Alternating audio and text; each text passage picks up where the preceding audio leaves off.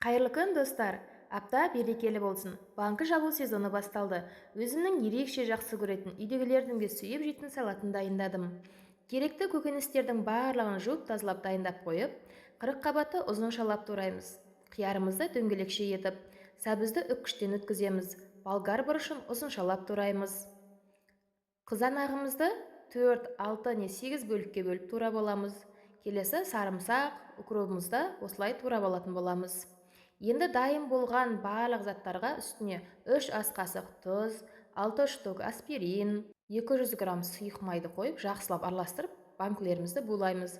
Банкілеріміз дайын болған кезде араластырып қойған салатымызды нығыздап орналастырамыз. Енді банкілеріміздің бәрін салып болғаннан кейін кастрөліміздің түбіне сүлгі төсеп, оның үстіне банкілерімізді қоямыз. Одан кейін салқын су құйып, банкілерімізді қайнаған сәттен бастап 30 минут тастайтын боламыз. Біздің салатымыз дайын, ас болсын.